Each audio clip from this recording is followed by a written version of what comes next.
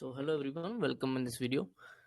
इस वीडियो में हम थोड़ा डिस्कस करते हैं कि मार्केट में क्या सीन बन रहा है और हमने क्या एक्सपेक्ट किया था।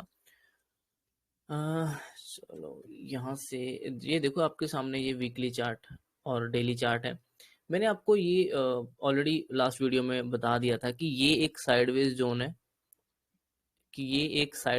है, ठीक है। और इसके बीच में मार्केट अभी कुछ ओवरडल करेगी, और जब ये एक क्लियर ब्रेकडाउन या ब्रेकआउट करेगी उसके बाद ही ये कंटिन्यूएशन में कहीं जाने की कोशिश करेगा। देखो डेली चार्ट में भी अगर ऊपर आप देखो तो बिल्कुल साइडवेज में ही फंसा हुआ है, ये साइडवेज जोन है। तो ऐसा नहीं कि इसमें कोई ट्रेड नहीं प्लान हो सकते, ट्रेड प्लान हो सकते हैं काफी, बट ओवरऑल अगर आपको समझकर चलना है ना तो उसके अकॉर्डिंग आपके ट्रेड रिस्क एंड रिवॉर्ड छोटे हो जाने चाहिए मेरे हिसाब से। जैसे क्वांटिटी कम हो जानी चाहिए, फुल क्वांटिटी में नहीं जाना चाहिए, क्योंकि वहां पे हम अभी वीकली चार्ट में ही फंसे हुए हैं, ठीक है। ऐसा ही फिन निफ्टी में भी है, ठीक है। और निफ्टी निफ्टी देखो अच्छी इंपॉर्टेंट सपोर्ट पे खड़ा है, ठीक है ना। तो वहां पे ये इस तरह से होल्ड कर रहा है। तो कहने का मतलब ये है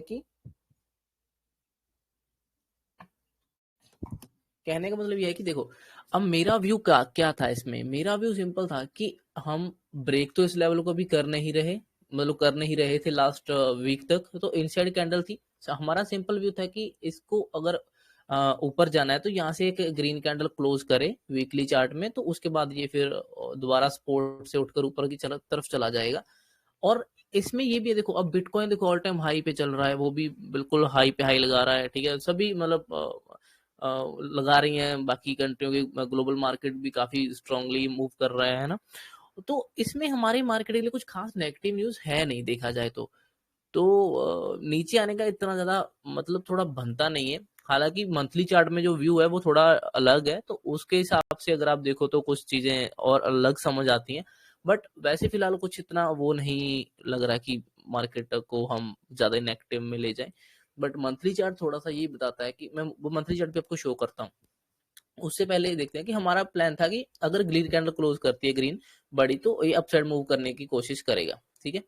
अब देखो व्यू हमारा चेंज कहाँ पे होना शुरू होता है, मतलब मॉडिफाई कहाँ पे हमें करना पड़ता है अपना व्यू।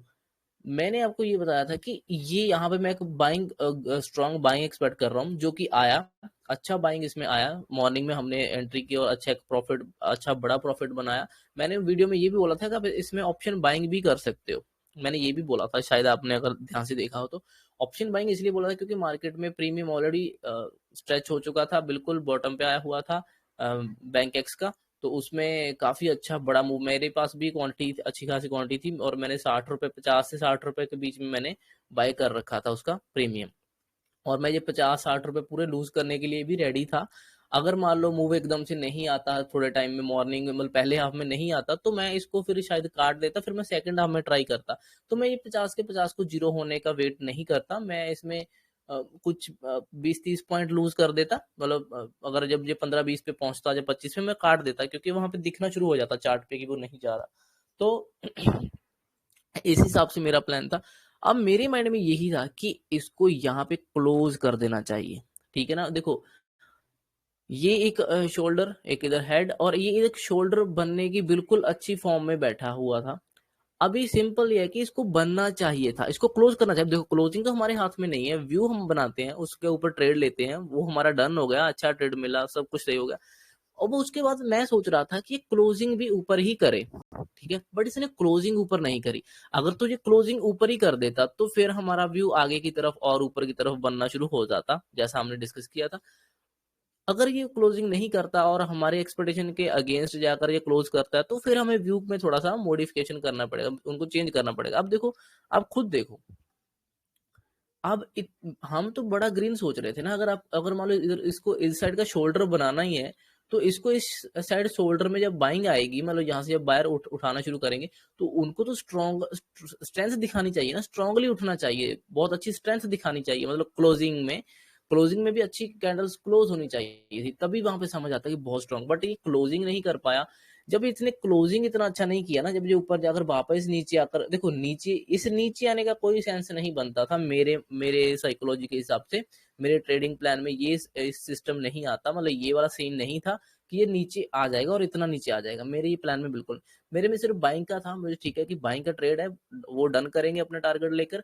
उसके बाद मैं चाहता था कि क्लोज भी ऊपर ही करे, बट वो ऊपर नहीं क्लोज किया। तो ये जो अनएक्सपेक्टेड नीचे जो आया, ये अनएक्सपेक्टेड था, ये प्लान में नहीं था। अब नीचे अगर आ ही गया और नीचे क्लोज कर गया, तो फिर मुझे तो व्यू चेंज करना पड़ेगा, थोड़ा सा मॉडिफाई करना, क्योंकि मैं तो सोच रहा था कि ऊपर क्लोज करेगा तो आगे कंटिन्यूएशन में और ट्रेड मिलेगा। ठीक है, तो मैं अगले दिन कंटिन्यूएशन का ट्रेड प्लान करता, बट ये उल्टा हो गया, ये थोड़ा नीचे आकर क्लोज हुआ।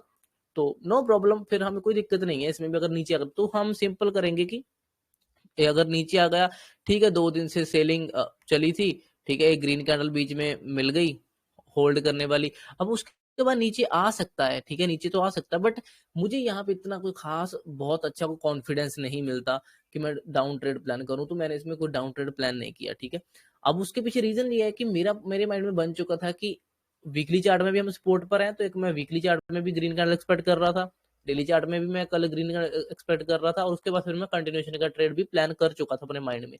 अगर उस तरह से नहीं हो रहा, अगर ये उलट जा रहा है, अगेंस्ट जा रहा है, तो मैं इसको फिर उसमें आगे प्लान नहीं करता। मैं ये कंटिन्यूएशन का ट्रेड जो प्लान किया था वो आज किसी भी हालत में नहीं हो सकता था, क्योंकि लास्ट कैंडल ही क्लोज नहीं हुआ। सो अब भी क्या था इसमें कि इसने नीचे क्लोज कर दिया। ठीक है, मेरा सब कुछ पॉजिटिव व्यू में टिका हुआ था, बट ये नीचे आ गया। अब देखते हैं कि ये नीचे जो आया वो 5 मिनट में क्या दिखाता है। आप सिंपल देखो, ये देखो, ये 1 दिन और 2 दिन का ये स्पोर्ट है। ठीक है, 2 दिन का ये स्पोर्ट लाइन है, स्पोर्ट जोन है, कह लो जो भी। मल्टी टाइम टेस्टेड है, 1 बार, 2 बार, ठीक है, 3 बार, 3 बार टेस्टेड है, और ये 4th टाइम ये ब्रेक हो रहा है ना। अब मुझे ये सिंपल समझ आती हैं चीजें कि इसी जोन में हम घूम रहे थे, ठीक, इसी जोन से हम उठे, बहुत अच्छा ब्रेकआउट दिया।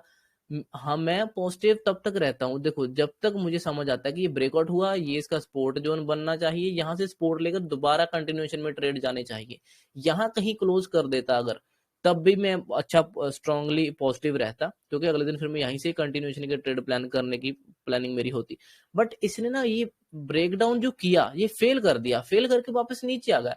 जब ये ब्रेकआउट फेल हो गया ना, जब ये ब्रेकआउट फेल हो, तब मेरे माइंड में ये आया कि ये ब्रेकआउट फेल होना नहीं चाहिए था, क्योंकि हमारे अकॉर्डिंग नहीं जा रहा, ये हमारे प्लानिंग के अगेंस्ट जा रहा है। जो अगले दिन की प्लानिंग थी, मतलब इस दिन की तो हमारा डन हो गया ना, जो कल का था वो तो मैंने यहाँ पे लिया था और यहाँ कहीं एग्जिट किया, बहुत अच्छा प्रॉफिट, तो ये तो डन हो गया। बट उसके बाद की जो नेक्स्ट प्लानिंग मेरे माइंड में पहले से बन गई थी, वो ये थी कि इसको यहाँ तक आए, यहाँ से फिर कंटिन्यूएशन में ऊपर जाएगा, तो मैं इतना ही इसका मूव एक्सपेक्ट कर रहा था कि यहाँ कहीं क्लोज कर दे, ऊपर ही होल्ड कर जाए।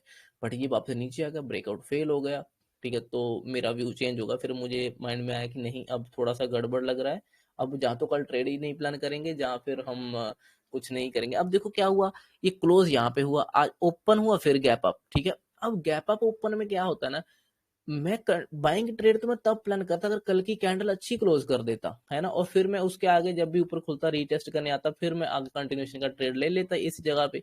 ठीक है, बट ये तो क्लोज ही नीचे हुआ, तो अगले दिन फिर थोड़ा सा ऊपर खुलने का भी कोई मतलब नहीं बनता, क्योंकि इसने कल की स्ट्रेंथ को ही नहीं संभाला। कल इतनी स्ट्रेंथ आई यहाँ पर, इतना ये मूव था, इसको नहीं संभाल पाया, तो फिर आज इतना सेंस नहीं बनता कि स्ट्रेंथ आएगा। तो इसमें आज मैंने कोई ट्रेड नहीं किया। हालांकि मुझे दिख रहा था, मतलब जो हम देखो, एक तो हम ओवरऑल व्यू लेके चलते हैं, इस मामले में डेली चार्ट में देखकर एक प्रॉपर अपने का व्यू बना लेता हूँ, सिंपल उस पर फिर ट्रेड करता हूँ। ठीक है, एक होता है कि जब आपको बहुत नॉलेज हो जाती है प्राइस एक्शन की, फिर आपको 5 मिनट चार्ट में भी कुछ ना कुछ ट्रेड दिखते ही रहते हैं। ठीक है, तो ऐसा नहीं है कि दिखते नहीं। अब मुझे इसमें सिंपल दिख रहा था कि ये ट्रेंड लाइन है, और यहाँ पे ये होल्ड कर रहा है, और ये ब्रेक डाउन कर सकता है, और इसने ब्रेक डाउन किया, तो मैं चाहता तो मैं यहाँ पे एक सेल ट्रेड ले लेता, इसके ऊपर स्टॉप लॉस लगा लेता, यहाँ पे ऑप्शन सेल कर लेता डाउन साइड के लिए, क्योंकि मुझे नहीं पता था कि शार्प जाएगा या धीरे जाएगा, कैसे भी है, तो मैं इसमें एक ट्रेड ले सकता था, बट मैंने वो नहीं लिया, क्योंकि मेरा माइंड ऑलरेडी पहले से प्लानिंग में बैठा हुआ था कल से, तो मैं उसके अगेंस्ट फिर गया नहीं आज। हालांकि ये ट्रेड ले सकते थे छोटा सा, बट ये सिर्फ 5 मिनट के चार्ट को देखकर मैं बोल रहा हूँ। ठीक है जी, ओवरऑल चार्ट के हिसाब से डेली चार्ट में क्या हो, देखो, डेली चार्ट में हम एक्सपेक्ट कर रहे थे बड़ी ग्रीन कैंडल, ठीक है, उसके बाद फिर कंटिन्यूएशन होता, वो कैंडल कैसी क्लोज हुई, ऊपर तक तो गई, लेकिन वो क्लोज हो गई थोड़ा नीचे आकर। ठीक है, लेकिन क्लोज फिर वो हुई, फिर भी ग्रीन में क्लोज हुई है ना, ग्रीन में क्लोज हो गई, तो वहां पे मेरा कंफ्यूज है। अब कैंडल ही ऐसी है कि इसकी ना तो मैं इसमें अपसाइड का देख पा रहा हूँ ना, इसमें डाउन साइड का देख पा रहा हूँ, क्योंकि वो कंफ्यूजन कैंडल है, कंफ्यूज कर रही है वो, है ना। अब सपोर्ट पे खड़ी है, जहां तो सपोर्ट को ब्रेक डाउन कर दे, रेड में क्लोज कर दे प्रॉपर, तो भी दिख जाए उसमें, जहां फिर वो स्ट्रांगली ग्रीन में क्लोज कर दे ताकि वो स्ट्रांग दिख जाए, स्ट्रेंथ दिख जाए, तो वो उसने कुछ भी शो नहीं किया, ठीक है। तो उसके आगे का मेरा ट्रेड बनता नहीं था आज, मतलब मेरा ट्रेड समझ में नहीं आता था कुछ, मुझे था कि आज वोलेटाइल करेगा तो इतना ज्यादा आज का ट्रेड करने का मतलब नहीं बनता। हाँ, अगर 5 मिनट को देखते तो फिर मैं ये छोटा सा एक ट्रेड ऑप्शन सेलिंग में छोटी क्वांटिटी ले सकता था, बट ये भी नहीं लिया मैंने, क्योंकि इतना भी वो नहीं है कि। अच्छा, इसके पीछे का रीजन क्या है, देखो मान लो जब ये एक कैंडल ऐसी क्लोज हो गई, ठीक है, मतलब ऊपर से रिजेक्शन मिल गया, कल की जो ग्रीन कैंडल थी उसको जब रिजेक्शन मिल गया, जब मुझे समझ आ गया कि बायर की जो कैंडल बनी थी वो 60-70% तो रिजेक्शन लेकर ही नीचे आ गई, मतलब नीचे क्लोज कर गई है ना। अब तो उसमें स्ट्रेंथ ही कितनी, 30-35% स्ट्रेंथ बची, डेली चार्ट की कैंडल की बात कर रहा हूँ। जब उसमें स्ट्रेंथ ही 20-30% की, 25-30%, 35% की बची है, तो फिर उसका तो मतलब नहीं बनता ना। आप खुद सोचो, कोई चीज 100% तक गई है, ठीक है, 100% तक गई, उसको ऊपर जाना चाहिए, रुकना चाहिए था, बट वो वापस सारा सारा ही उसने अपना पूरा ही लूज कर दिया, और वो सिर्फ 35% की स्ट्रेंथ पे आ गई, ठीक है। पूरी स्ट्रेंथ उसने लूज कर दी जो उसने गेन किया था सुबह से। अब आप खुद सोचो, जब दिन की स्ट्रेंथ लूज कर ली, अब 35% बचे हैं, तो 35% भी क्या ही करेंगे फिर, 35% तो कुछ ज्यादा कर नहीं सकते। अब 35% के नीचे जैसे फिर से अगले दिन आना शुरू करेगा, तो ये 35% भी होप छोड़ देंगे, फिर तो और नीचे आ जाएगा वो, है ना। तो हालांकि ऊपर खुला थोड़ा सा, ठीक है, ऊपर खुला, बट वहां पे कोई स्ट्रेंथ कोई लोग नहीं दिखा रहे थे, है ना, कोई नहीं दिखाएगा, क्योंकि कल की कैंडल ही ग्रीन स्ट्रांग नहीं क्लोज हुई, तो मैं भी इंटरेस्टेड नहीं। अब मेरे माइंड ले लो, कल की कैंडल जब स्ट्रांग क्लोज नहीं हुई, तो मैं कैसे आज फिर से बाइंग ट्रेड उसमें देख सकता हूँ, है ना, जब कल कुछ बायर को मौका मिला हुआ था, कल तो क्लियर कट मौका था उनको होल्ड करवाने का वहां पे। अगर वो उसको नहीं संभाल पाए, तो आज तो फिर वो क्या ही दोबारा से उठाएंगे नीचे से, ठीक है। अब दोबारा से कौन उठाएगा, जिन्होंने कल उठाया था वो तो आप दोबारा ऐड होंगे नहीं आज, ठीक है ना, क्योंकि उन्होंने कल अपना ट्राई किया, उठा, इतना जोर लगाने के बावजूद भी नहीं ऊपर टिका, तो आज तो वो लोग आएंगे नहीं, तो आज तो स्ट्रेंथ उतनी ज्यादा बनेगी ही नहीं, ठीक है। अगर उतनी स्ट्रेंथ बनेगी नहीं, जो कल के बायर थे वो आएंगे ही नहीं आज, क्योंकि उन्होंने कल ही होप छोड़ दी, क्योंकि जब मार्केट ही वापस नीचे आ गई तो फिर वो भी बेचारे निकल जाते, ठीक है। तो जब स्ट्रेंथ बनेगी नहीं ना, तो जब ये दोबारा नीचे जाने की कोशिश करेगा, तो फिर जो 35% बचे हैं थोड़े बहुत जो लोग बचे थे, फिर वो भी छोड़ देंगे होप, वो भी निकलेंगे। तो यहाँ पे इसी के बेसिस पे ट्रेड बन सकता था कि 35% लोग बचे थे कल की कैंडल में डेली चार्ट में, वो भी होप छोड़ देंगे जब उनकी क्लोजिंग के नीचे आना शुरू करेगा। तो यहाँ पे देखो, उनकी क्लोजिंग थी यहाँ पर, ठीक है, यहीं पे से ही ये ट्रेंड लाइन ब्रेकआउट हो रही थी, यहाँ पे एक छोटा ट्रेड में ले सकता था, मतलब हम प्लान कर सकते थे, ठीक है। तो खैर ये नीचे आ गया, ठीक है, अब ये नीचे आ रहा है। अब हम देखते हैं इसको कि ये कहाँ तक आ सकता है। सिंपल, ये एक इम्पोर्टेंट नीचे सपोर्ट जोन है इसमें दिख रहा है जो, ठीक है। और दूसरा है ये एक, इसकी एक नेक लाइन, यहाँ से ये पहले उठा था। अब तो देखो, अभी कैंडल के हिसाब से नेक लाइन ब्रेक डाउन कर दी इसने, ये दिखा रहा है ना, नीचे वाले जोन में आ गया। अब नीचे वाले जोन में हो सकता है वोलेटाइल थोड़ा बहुत करे, ऊपर नीचे करे बाद में आने वाले टाइम में, मतलब। तो फिलहाल तो ये यहाँ पर है, हो सकता है यहाँ से ये रिवर्स करे और कैंडल वापस क्लोज करे ऊपर आकर, ठीक है, ऊपर आकर क्लोज करे। अगर इस एरिया में कहीं क्लोज करता है, तो चांसेस फिर से स्ट्रॉन्ग मेरे हिसाब से थोड़ा सा बाइंग के बन जाएंगे, क्योंकि ये जो डब्ल्यू बना था, हो सकता है इसकी नेकलाइन को रीटेस्ट करने आया। ये जो इसकी नेकलाइन थी, ये कभी भी रीटेस्ट हुई नहीं, वैसे तो कल थोड़ी सी हो गई थी, बट हो सकता है कि दोबारा इससे यहाँ से अगर फेक ब्रेकडाउन करके वापस रिवर्स कर जाए, ऊपर आकर क्लोज करे, तो फिर आने वाले टाइम में ये ओवरऑल जो बड़ी ट्रेंड लाइन लेके चल रहे हैं, फिर ये ट्रेंड लाइन यहाँ से ब्रेकआउट होती दिखेगी, और फिर ये दोबारा ऊपर खींचने की कोशिश करेंगे, ठीक है। अब इसी का मैं एक आपको रीजन और बताता हूँ। डेली चार्ट में देखो, डेली चार्ट में क्या है कि जैसे मान लो कि जैसे इस साइड का शोल्डर में 3-4 कैंडलें बनी, एकदम से तो उठा नहीं ना, एकदम से तो ग्रीन कैंडल बनाकर ऊपर उठा नहीं, ठीक है। ग्रीन कैंडल, ये ग्रीन कैंडल अच्छी स्ट्रेंथ वाली जो रिजेक्शन लेकर पूरा ऊपर क्लोज करी, उसके बावजूद भी ये नीचे आया था थोड़ा सा, है ना। उसके बाद ब्रेक डाउन भी किया, फिर वापस रिवर्स किया था। तो कहने का मतलब ये है कि अगर यहाँ पे 3-4 कैंडलों में वोलेटाइल करके होल्ड कर रहा था, फिर नीचे आया, फिर हो सकता है यहाँ पर भी ये थोड़ा सा वोलेटाइल करे ऐसे, ठीक है, हो सकता है, मतलब ऐसे जानबूझ कर थोड़ा सा डिप लगाए, जैसे अभी ये लगा ही दिया आज इसने, तो हो सकता है एक आध दिन फिर से रिवर्स करके वापस ऊपर आ जाए, तो इस साइड भी ये 3-4 कैंडले बनाने की कोशिश करे, तो फिर ऊपर निकलने की कोशिश करे, हो सकता है कि ऐसा हो, ठीक है। अगर इसको वॉलेटिलिटी ही क्रिएट करनी है, तो फिर ऐसा कर सकता है ना। अब वॉलेटिलिटी क्यों क्रिएट कर रहा है, वॉलेटिलिटी मेरे हिसाब से जो मुझे लगता है वो इसलिए क्रिएट कर रहा है, क्योंकि जो बैंकिंग सेक्टर है ना, बैंक निफ्टी हो गया, फिन निफ्टी हो गया, ये बिल्कुल साइडवेज जोन में फंसे हुए हैं। देखो ये वोलेटिलिटी वाले जोन में फंसे हुए हैं। तो जब बैंकिंग सेक्टर ही, बैंक निफ्टी मतलब जो हैवी वेटेज रखते हैं, जब वही एक वोलेटिलिटी वाली जोन में फंसे हुए हैं, तो फिर निफ्टी अकेला भी ज्यादा कुछ खास कर नहीं पाएगा। ठीक है, जब तक ये बैंकिंग सेक्टर किसी डायरेक्शन में नहीं निकलते ऊपर या नीचे, तब तक इसको भी फिर यहाँ पे वोलेटिलिटी ही करनी पड़ेगी, थोड़ा बहुत ऊपर नीचे करना ही पड़ेगा, है ना। तो इसीलिए ये भी थोड़ा सा वोलेटाइल हो रहा है। अगर इसमें मान लो क्लियर क्लियर डायरेक्शन दिखने लग जाती बैंक निफ्टी में, फिर निफ्टी में, तो ये डेफिनेटली बैंक निफ्टी 50 डेफिनेटली बहुत जल्दी गेन करता और बहुत जल्दी ऊपर आ जाता। अभी भी ऐसा ही हो सकता है, जब भी ये अपने साइडवेज जोन से निकलेगा, बैंकिंग सेक्टर जब भी ये निकलेंगे, मीन्स की बैंक निफ्टी, तो निफ्टी 50 बहुत फास्ट मूव करने की कोशिश करेगा। मुझे लग रहा है कि इसमें बहुत अच्छा मूव देखने को मिलेगा। अब इसका वीकली चार्ट देखते हैं एक बार। देखो वीकली चार्ट में काफी अच्छा बना हुआ है वैसे तो, क्योंकि देखो बिल्कुल ये इसी जगह पे खड़ा है ना।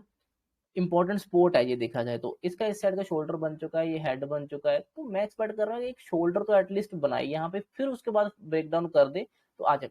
नो डाउट मैं भी एक्सपेक्ट कर रहा हूँ कि हो सकता है इस लेवल तक आने की कोशिश करे, या इस लेवल तक आने की कोशिश करे, आ सकता है। बट मैं चाहता हूँ थोड़ा सा एक और शोल्डर बना लेना, तो बहुत अच्छा पैटर्न, क्लियर पैटर्न दिखने लग जाएगा, तो ज्यादा इजी रहेगी हमें ट्रेड लेने, इसमें और भी ज्यादा इजी रहेंगे। बट फिलहाल क्या है कि ये ना एक बीच में छोटी सी ग्रीन कैंडल होल्ड की बनाकर फिर से कंटिन्यूएशन में फॉल करने की कोशिश कर रहा है। अब क्या है कि ये जो इंपॉर्टेंट स्पोर्ट है ना, ये स्पोर्ट तब तक टिके रहेंगे, यहाँ पे स्पोर्ट जो देने वाले बायर्स हैं वो तब तक ही टिके रहेंगे जब तक ये साइडवेज खुलता रहेगा, मतलब इसी एरिया के पास में ही रहेगा, तब तक वो यहाँ पे सपोर्ट देने की कोशिश करेंगे। अगर कहीं ये बड़ा गैप डाउन नीचे कहीं खुल गया, तो फिर ये पैनिक में फॉल कर देगा, फिर ये पैनिक में नीचे आ जाएगा, तो फिर हम इसमें ज्यादा प्राइस एक्शन को पकड़ नहीं पाएंगे, क्योंकि पैनिक में तो फिर एकदम से गैप डाउन खुला तो नीचे आ जाएगा। तो इस लेवल को ना बिना पैटर्न के, मेरे कहने वाले इस तरह का अगर इसको शोल्डर नहीं बनाना है ना, तो मुझे लग रहा है फिर ये पैनिक में फॉल करने की कोशिश करेगा, गैप डाउन खोलकर कहीं भी तो एकदम से फॉल हो जाएगा पैनिक में। तो ऐसा हो सकता है, अदरवाइज इसको पैटर्न बनाकर आए तो ज्यादा अच्छा रहेगा, सिंपल और इजी ट्रेड देखने को मिल जाएंगे। ठीक है, बट फिलहाल ये नीचे आता हुआ दिख रहा है। मुझे लग रहा है कि यहाँ से ये वीकली कैंडल उठा था, यहाँ से हो सकता है यहाँ कहीं अगर टच करे और फिर से वापस रिवर्स कर दे शायद, तो अगर इसको स्पोर्ट की तरह रिएक्ट करवाना है तो ये हो सकता है रिवर्स करे। अदरवाइज इसके लिए नीचे तो इतना स्पेस ओपन ही है, फिर ये नीचे वाला एरिया तो पूरा ही ओपन है इसके लिए। बट मैं चाहता हूँ कि ये ऐसे ना आए, क्योंकि ऐसे हम ट्रेड मिलेंगे नहीं हमारे। वीकली चार्ट, डेली चार्ट इतना फिर अच्छे व्यू में बनते नहीं है, थोड़ा पैटर्न बनाकर आ जाए ना तो ज्यादा अच्छा रहेगा। ठीक है, सो इसलिए आज का ट्रेड मैंने बिल्कुल प्लान नहीं किया, बिल्कुल भी ट्रेड नहीं किया मैंने आज, जो छोटे टाइम में दिख रहा था वो भी नहीं किया। सो आई होप आपको समझ आया होगा कि आज का क्या सीन है और किस तरह से हम इसको देख रहे हैं मार्केट को, और कहाँ पे हम क्या प्लान है। अभी भी देखो ना, जो निफ्टी 50 बैंक निफ्टी है, सॉरी बैंक निफ्टी, अगर आप देखो तो बिल्कुल साइडवेज वाले एरिया में है। ठीक है, इस ग्रीन और रेड वाले जोन में ही है जी। ऐसा तो नहीं है कि बहुत छोटा एरिया है, काफी बड़ा एरिया है। बट बड़े एरिया में भी हम क्या कर सकते हैं, देखो बड़े एरिया में हम इस स्पोर्ट पर आए तो हम बाइंग ट्रेड देखें, रेजिस्टेंस पे जाए तो हम सेलिंग ट्रेड देखें, फिर स्पोर्ट पे आए तो हम बाइंग ट्रेड देखें, रेजिस्टेंस पे या उसके पास जाए तो हम सेलिंग ट्रेड देखें, है ना। तो अगर यहाँ पे सेलिंग ट्रेड देखें, ठीक है, अब ये बीच में है, देखो यहाँ कहीं चल रहा है, अब यहाँ पे ना तो हम ज्यादा बाइंग ट्रेड देख सकते हैं ना सेलिंग ट्रेड, क्योंकि हमें वेट करना पड़ेगा कि जहाँ तो ये स्पोर्ट पे आए, ताकि स्पोर्ट पे हम फिर बाइंग ट्रेड देखें यहाँ कहीं पे, है ना। या फिर ये रेजिस्टेंस पे है उस पे, अगर बीच में ट्रेड लेंगे तो हम ज्यादातर फंस सकते हैं। तो ज्यादातर यहाँ पे इतने ट्रेड प्लान नहीं करने चाहिए मेरे हिसाब से, जो आपको बिल्कुल क्लियर समझ नहीं आते। जैसे ये क्लियर समझता, देखो ये एक अच्छी बड़ी कैंडल थी, उसके बाद एक छोटी सी रेड कैंडल, दूसरी रेड कैंडल, तीसरी, तो चौथी फिर से अच्छी कैंडल एक क्लोज होनी चाहिए थी मेरे हिसाब से, क्योंकि ये पैटर्न एन पैटर्न था जो होता है, ये बनकर निकलना चाहिए था यहाँ से। तो उसकी एक्सपेक्टेशन थी, बट ऐसा नहीं हुआ, तो क्या ही कर सकते हैं। ठीक है, सो आई होप आपको समझ आया होगा। ये सिंपल था, इतना कॉम्प्लिकेटेड चीज़ें नहीं है, इजी है। आप बस थोड़ा सा लर्निंग फोकस करो। और एक मैं आपको और चीज़ एक्सप्लेन करना चाहता हूँ, बिटकॉइन का। देखो बिटकॉइन बहुत अच्छा मूव दे रहा था, बहुत अच्छे इसमें मूव देखने को मिले। इसके पीछे रीजन देखो, मैंने सिंपल डेली चार्ट अगर आप देखोगे तो काफी इंटरेस्टिंग था, मैंने काफी अच्छी जगह पे इसको बाय किया था। अब देखो ये वन वे गया, अच्छा मूव, ठीक है, ये ट्रेंड लाइन, ठीक है। अब नीचे का आप ऐसे देख लो ट्रेंड लाइन, ये एक पोलैंड फ्लैग दिख रहा है, ठीक है। पोलैंड फ्लैग का क्या होता है कि जब ये ब्रेकआउट होता है तो जितना जितना ये यहाँ से पोल कहीं शुरू हुआ होता है ना, उतना ये ऊपर जाता है ऐसे, है ना। तो इसका आने वाला टारगेट जो है मुझे लग रहा है कि 90,000 1 लाख के करीब होना चाहिए इस मूव के हिसाब से, इस पैटर्न के, क्योंकि जितना जितना ये पैटर्न होता है ना, यहाँ से यहाँ कहीं ये इसने शुरू किया होता है, जितना लंबा ये मूव करता है उतना ही ये आगे जाने की प्लानिंग करता है। तो ये पैटर्न इस तरह से, तो आपको समझना चाहिए ये यहाँ से कितने महीनों से फंसा हुआ था, ठीक है। फंसे होने के बाद जब इसने ब्रेकआउट किया तो ये वन वे जाएगा। यहाँ पे बहुत से लोग देख रहे हैं कि ये वापस आएगा, नीचे आ जाए, यहाँ कहीं से आ जाता, रीटेस्ट कर फिर जाए। अरे भाई वो रीटेस्ट करने क्यों आएगा, अब इतना टाइम उसने यहाँ पे स्पेंड कर दिया, ठीक है। वो एटलीस्ट 5-10 हजार पॉइंट तो खींचेगा ना, जो उसने ऑलरेडी खींच दिए पॉइंट। देखो ये अराउंड 68,000 के करीब से ब्रेकआउट देकर 90,000 को ऑलमोस्ट इसने टच कर दिया है, ठीक है ना। तो 15-20 हजार पॉइंट इसने मूव कर दिए है। तो ये मूव एक्सपेक्टेड था, इसमें पुल बैक आने नहीं वाला था क्योंकि बहुत टाइम के बाद निकला था। तो ये वन वे एटलीस्ट इतना तो खींचेगा ना जितना इसने यहाँ कहीं खींचा होगा पुराने टाइम में। तो ये पोलैंड फ्लैग का पैटर्न था, इसमें कहीं भी आपको एक स्विंग ट्रेड लेना चाहिए था एक्चुअली, जो आपको एग्जिट नहीं करना चाहिए था। अगर आपको ये पैटर्न या इतना समझ आता तो आप इतने टाइम तक तो होल्ड करने की कोशिश करते, ठीक है। तो मेरे पास भी अच्छी क्वांटिटी इसकी थी, अच्छी सी जगह मैंने आपको बताया था, मैंने यहाँ पे भी बाय किया था, फिर मैंने कुछ यहाँ पे बुक किया, जब पुल बैक का ब्रेकआउट किया मैं यहाँ पे बाय किया, जब दोबारा रीटेस्ट किया यहाँ पे इसने, मैंने यहाँ पे भी क्वांटिटी ऐड करी थी, ठीक है। तो जब ये रिजेक्शन लेकर यहाँ पे स्टॉप लॉस हिट हुआ था एक मेरा, जब ये दोबारा रिजेक्शन लेकर वापस अंदर चला गया इस जोन में, मैंने फिर एंट्री करी थी, मैं फिर से लिया था, पॉइंट क्वांटिटी ऐड करी थी। तो ये काफी अच्छा था। फिर इसने ब्रेकआउट दिया, ऑल टाइम हाई को टेस्ट किया, मुझे पता था कि एक पुल बैक आ सकता है क्योंकि ऑलरेडी स्ट्रेच हो गया था 4-5 दिन से। पुल बैक लिया, दोबारा जब उठना शुरू किया सेम ट्रेंड लाइन से, यहाँ कहीं मैंने फिर से एंट्री करी थी, और ये लंबे टारगेट के लिए जब इसने ब्रेकआउट ही कर दिया यहाँ पर तो फिर इसको होल्ड किया लंबे टारगेट। तो ये बहुत अच्छा मूव था, आपको ये समझना चाहिए, ये भी सिंपल प्राइस एक्शन के बेस पे ही ट्रेड इसमें चल रहे हैं। और काफी इंटरेस्टिंग मूव था इसमें, काफी बड़े मूव थे ये, क्योंकि बहुत इंपॉर्टेंट पैटर्न था, वो बहुत टाइम से ब्रेक नहीं हुआ था। देखो कितने टाइम ये डेली चार्ट है, देख कितने महीनों से ये ब्रेक नहीं हुआ था। तो ये काफी इंटरेस्टिंग था, आई होप आप इसका प्राइस एक्शन समझते होंगे। इसमें आपको थोड़ा सा और डिटेल में एक्सप्लेन कर देता हूँ, सॉरी डिटेल में नहीं, मतलब थोड़ा सा और डीपली एक छोटी छोटी चीजें एक्सप्लेन करता हूँ। देखो यहाँ पे कुछ कुछ ट्रेड थे मेरे, जैसे जैसे कि ये जगह से जब इसने ब्रेकआउट किया इस रेजिस्टेंस का, ऊपर गया तो ब्रेकआउट फेल हो गया था, फेल होकर अंदर आ गया, ठीक है। अंदर आने के बाद वो वन वे ही नीचे आ गया। तो मुझे था कि अगर ये यहाँ कहीं, यहाँ से इसने सपोर्ट लेकर इतना मूव किया था, तो मुझे था कि इसको आगे बढ़ाते हैं, हो सकता है यहाँ से सपोर्ट ले। यहाँ से जैसे सपोर्ट लिया इसने, देखा मुझे ये छोटी सी ट्रेंड लाइन ब्रेकआउट होती दिखी, मैंने यहाँ पे एंट्री करी, इसके स्टॉप रखा। इसने मुझे अच्छा टारगेट दे दिया, जल्दी दे दिया, तो मैंने इसको बुक कर लिया क्योंकि ये वन वे निकल गया था फिर से। मुझे था कि ये फिर से पुल बैक ले सकता है, जितना ये इतना इसने मूव किया, इस मूव का 40-50% पुल बैक हो सकता है, जो कि इसने यहाँ तक लिया, जो कि इसका ये रेजिस्टेंस था, फिर ये सपोर्ट बनना था यहाँ तक लिया, और फिर ये यहाँ पे क्लोज हुआ। तो जैसे ये ट्रेंड लाइन निकलती है, यहाँ पे एक ट्रेड बना, ठीक है, दोबारा उसी हाइक तक का, उसके बाद डायरेक्ट जा नहीं सकता था, ठीक है। तो जब इसने फिर यहाँ से एक बार फिर से ब्रेक किया, यहाँ पे एक एंट्री करी, इसके स्टॉप रखा, ये गया वापस अंदर आ गया, तो ये कॉस्ट टू कॉस्ट निकल गया, यहाँ पे एक यहाँ पे ट्रेड था, ठीक है। तो उसके बाद फिर ये इसने होल्ड किया, ऊपर नीचे किया, जब ये दोबारा ब्रेकआउट करने लगा यहाँ ट्रेंड लाइन, इस ट्रेंड लाइन को, फिर एक ट्रेड लिया गया और उसके नीचे स्टॉप रखा गया, उसने एक फिर से अच्छा टारगेट दिया। उसके बाद फिर ये यहाँ से रिजेक्शन लेने लगा, ठीक है। और इसी जो जो सपोर्ट ये बनना था, यहाँ से ऊपर नीचे करने, जो जैसे अच्छी कैंडल क्लोज करी, यहाँ पे एक एंट्री किया मैंने, इसके नीचे स्टॉप लॉस रखा, और ये एक अच्छा ट्रेड इसने दिया, जो कि अभी तक भी होल्ड में है। तो और ये इतना ऊपर चला गया कि पूछो ही मत। और इसमें अभी एक सुबह एक ट्रेड मैंने और ऐड किया था, यहाँ पर यहाँ पे एक ट्रेड ऐड किया था, जैसे ये निकल रहा था यहाँ से, इसके नीचे स्टॉप लॉस, इसमें और एक ट्रेड था। जो छोटे-छोटे ट्रेड हैं वो मैं बुक करता रहता हूँ साथ में, जो एक सही जगह पे ट्रेड लिया जाता है, उसको फिर मैं थोड़ा और होल्ड कर लेता हूँ। जैसे इस वाले ट्रेड को मैंने होल्ड किया हुआ था यहाँ तक, ठीक है, अभी तक भी ये होल्ड है।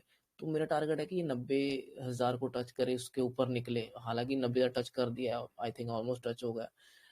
बट मैं थोड़ा-सा इसको देख रहा हूँ कि ये क्या कर रहा है और थोड़ा जाएगा कि नहीं। ये भी काफ़ी अच्छा और इंटरेस्टिंग है इसमें भी। इसका मैं बाद में और वीडियो बनाऊँगा, बाद में डिटेल में हम इसमें थोड़ा और डीपली जाने की कोशिश करेंगे, ठीक है? सो चलो ठीक है, आई होप आपको समझ आया होगा जो भी मैंने एक्सप्लेन किया, और thank you so much for watching this video guys. See you in the next one. Bye.